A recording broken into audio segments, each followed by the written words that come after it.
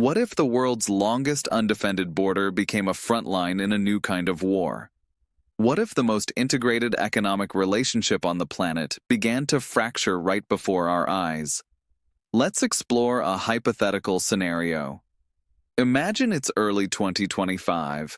Trade tensions are already on a knife's edge. In this not-so-distant future, a re-elected U.S. President Donald Trump makes a declaration that sends tremors from the oil sands of Alberta to the halls of power in Ottawa. "We don't need their oil and gas," he might say, casually dismissing a century of energy codependence. For decades, the entire game was built on a simple premise: Canada was the stable, friendly gas station for America. With a few words, that entire premise could be set on fire. Now, picture this wasn't just talk. Imagine that on February 1st, 2025, President Trump unleashes a trade war of an unprecedented scale, invoking the International Emergency Economic Powers Act to slap a punishing 25% tariff on most Canadian goods. A move designed to cripple, coerce, and fundamentally remake the North American landscape in his own image. But here's where the story gets interesting. In this high-stakes game, there's a curious tell. While most Canadian products get hit with the 25% wall, Canadian oil is only slapped with a 10% tariff. It's a quiet admission that despite all the bravado, the U.S. can't just turn off the Canadian tap. The American refining system, especially in the Midwest, is physically built to handle the heavy crude that flows south. Retooling those massive facilities would take years and a mountain of cash. So, while Trump might claim America doesn't need Canadian oil, his own tariff structure would tell a different story. A story of addiction and a vulnerability he'd be desperate to hide. This isn't just a story about an American president trying to strong-arm an ally. It's about the stunningly audacious response from a Canada that refuses to break. It's the story of how a new, hypothetical prime minister, a figure from global finance named Carney, decides that if the old rules are being torn up, Canada will write a new playbook. This is the story of how Trump's hypothetical declaration leads directly to one of the biggest geopolitical pivots in modern Canadian history. Because as Washington would be about to learn, just because America says it doesn't need Canada's energy doesn't mean the rest of the world agrees. In our scenario, the economic assault that begins on February 1st, 2025, is a full-blown siege. The 25% tariffs are just the opening shot. For businesses on both sides of the border, it's chaos. Supply chains that have been intertwined for generations are suddenly cut. Think about a single part for a Ford engine that crosses the border 6 times during manufacturing. Now, it's taxed 6 times. It's a logistical nightmare sending prices through the roof for American consumers. The official White House line might be a mix of national security and stopping fentanyl, but the numbers tell another tale. The U.S. trade deficit with Canada is largely driven by its own bottomless appetite for Canadian energy.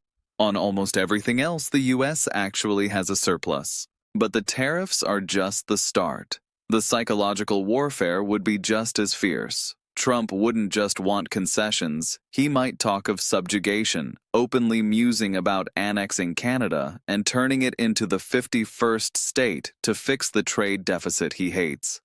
He'd threaten to use raw economic force to get his way, painting a picture not of a partnership, but a hostile takeover. This rhetoric would be backed by the constant threat of more pain. The White House would make it clear that 25% is just a starting point. There'd be whispers of a mind-boggling 250% tariff on Canadian lumber and dairy. He might threaten to hike steel and aluminum tariffs to 50% or hit the deeply integrated auto sector with a 25% tariff that would be mutually assured destruction.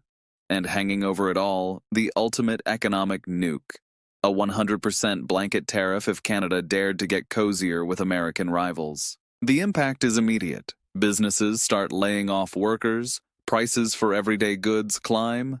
The Canadian government would have no choice but to hit back, announcing its own retaliatory tariffs on everything from Kentucky bourbon to Florida oranges, targeting politically sensitive states to turn up the heat on Washington. It's in this atmosphere of crisis that Canadian politics would have its own earthquake.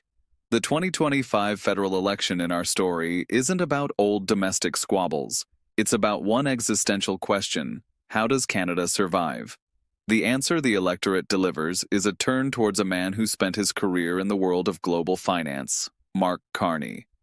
The former governor of both the Bank of Canada and the Bank of England is seen as a steady, expert hand. His victory is a mandate not for surrender, but for resilience. He would soon make it clear that the era of deep, maybe even naive U.S. integration was over. The siege hadn't broken Canada, it had forged a new resolve. When our fictional Prime Minister Carney takes the stage in the spring of 2025, the message is unlike any Canadian leaders before. There's no talk of the special relationship, no appeals to shared history. Instead, he speaks the cold, hard language of this new reality. Imagine him at Davos in January 2026, describing a rupture in the world order. He'd argue that the era of a predictable, rules-based system led by America is finished. Great powers he'd warn are now weaponizing economic integration. His most memorable line could become a rallying cry for nations caught in the middle. If you're not at the table, you're on the menu. This isn't just a diagnosis, it's a mission statement. Carney's government immediately starts crafting a new grand strategy for Canada, building strategic autonomy and resilience. He'd argue that in a world of giants, middle powers like Canada can either fight each other for scraps, or they can band together to create a third path. The centerpiece of this new strategy is a bold middle power outreach tour announced on February 23, 2026. A diplomatic and economic blitz through India, Australia, and Japan. The mission? To unlock new opportunities in energy, tech, and defense, and to wean Canada's economy off its volatile and increasingly hostile southern neighbor. Carney is making it plain that Canada will no longer be a passive player. It's going to build its own network of alliances.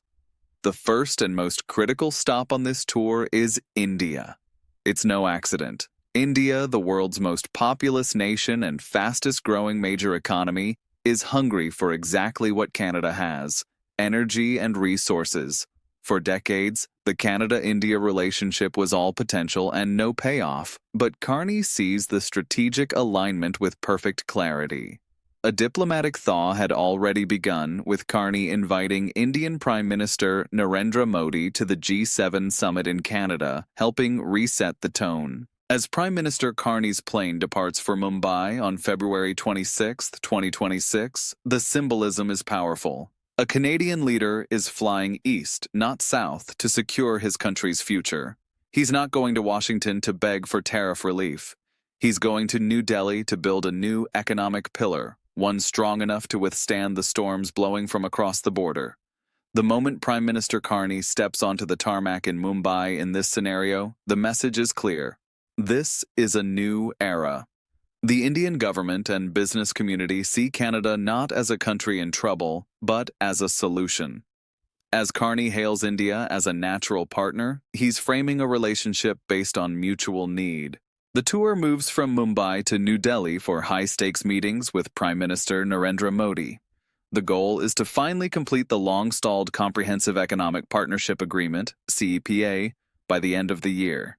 The target? More than double bilateral trade from roughly $30 billion to an incredible $70 billion by 2030. This isn't just about small gains, it's about creating an economic counterweight to the United States. At the very heart of these talks is energy.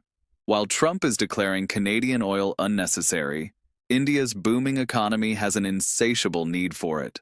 For India, securing a stable supply of energy from a politically stable partner outside the Middle East is a top priority. Canada, positioning itself as a food and energy superpower, is the perfect fit.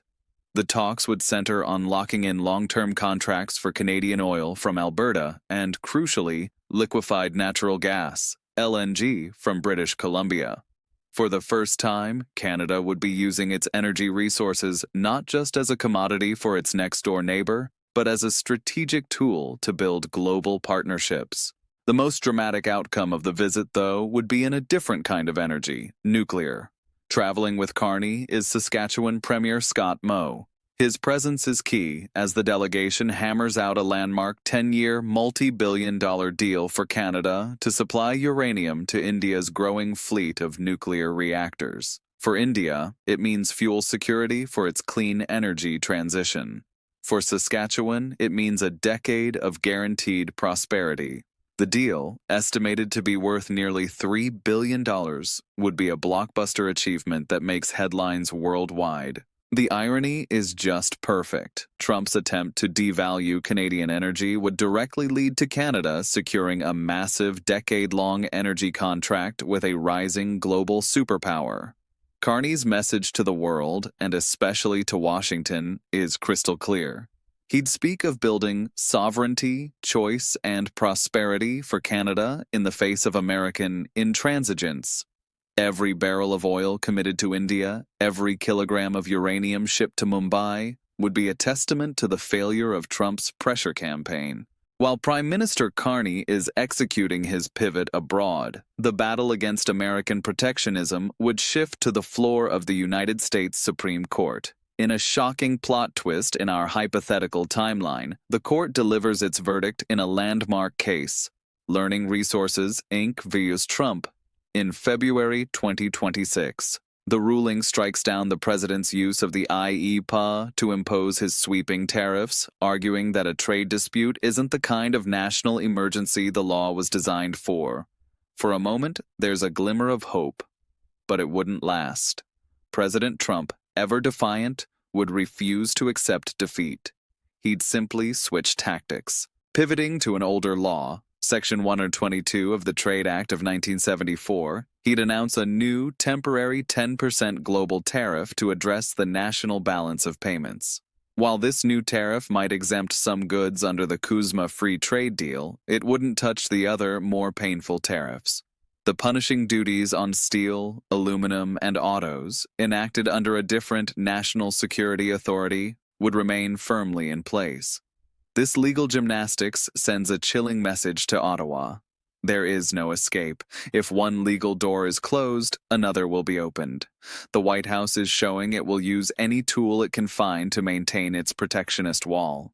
For Canada, the Supreme Court's decision is a hollow victory. This whole episode would be a critical lesson for the Carney government. It would prove that they can't just wait for the American political or judicial system to save them. This realization would only harden Canada's resolve and underscore the absolute necessity of the diversification strategy Carney is pursuing. The path to security for Canada no longer runs through Washington. It runs through New Delhi. Just as the ink is drying on the huge energy deals in India, the most important verdict in our story is delivered back home in Canada. On March 1, 2026, the respected Angus Reid Institute releases a fictional poll that captures a profound shift in the Canadian mindset. The results are historic. The poll would find that a clear majority of Canadians, 57%, believe Carney's trip to India came at the right time. The public isn't just accepting the new strategy, they're cheering it on. Their top priority for the India relationship is general trade and investment, followed closely by energy cooperation. They get it. But the most stunning number is the one that measures the relationship with their southern neighbor. For the first time in modern history, Canadians' favorability toward India, at 30%, would be higher than their favorability toward the United States. Even more dramatic, nearly half of all Canadians, a staggering 49%, would now view the United States as an enemy or a threat. Only 22% would still see the U.S. as a friend. This would represent a cataclysmic collapse of goodwill. These numbers are seismic. They would show that Trump's campaign of intimidation had backfired in the most spectacular way possible. It didn't make Canadians compliant. It made them defiant. The poll would prove that Mark Carney wasn't leading a divided country into a risky gamble. He was executing the express will of a nation that felt betrayed and was demanding a new path. His approval ratings would soar, a clear reward for his hardline approach. This public backing is the final crucial piece of the puzzle. It would give him the political capital to take even bigger risks and pursue the diversification strategy with full force. Canadians had watched the threats, felt the pain of the tariffs, and heard the dismissive rhetoric. Their conclusion: the old way was broken. It was time for something new. This hypothetical scenario paints a picture of one of the most dramatic geopolitical chess games in recent memory. But what do you think? Is this a plausible future? Is a strategic pivot to India the right move for Canada if it were faced with this kind of American pressure, or is it a high-risk gamble? Let me know what you think about this what if in the comments section below. And if you want to stay on top of the real-world power shifts shaping our future, make sure you subscribe and hit that notification bell. What we've explored here is a thought experiment about a fundamental schism, a deep and perhaps permanent break in the North American partnership. On one side, you have the America First doctrine, a vision that can see allies as liabilities and trade as a zero-sum game. A hypothetical statement like, "we don't need their oil," would be the thesis for a worldview where interdependence is weakness. On the other side, you'd have Prime Minister Mark Carney's vision of a middle power coalition. His response wouldn't be to plead or appease, but to pivot. His strategy would be a clear-eyed recognition that when the old order is gone, you don't wait for it to come back, you build a new one. The outreach tour and the blockbuster deals with India would be the tangible pillars of a new, more independent Canadian foreign policy. The central irony is almost poetic. An attempt to cripple Canada by weaponizing its U.S. dependence would have the direct opposite effect. It would force Canada to finally and aggressively pursue the diversification that its leaders had only talked about for decades. By dismissing Canadian energy, Trump would inadvertently make that energy available to a new, rising superpower that is all too eager to buy it. The fictional polling numbers tell the most compelling part of this story. The collapse in Canadian public opinion towards the United States would be a wound that wouldn't easily heal. Generations of goodwill could be torched in just a year of hostility.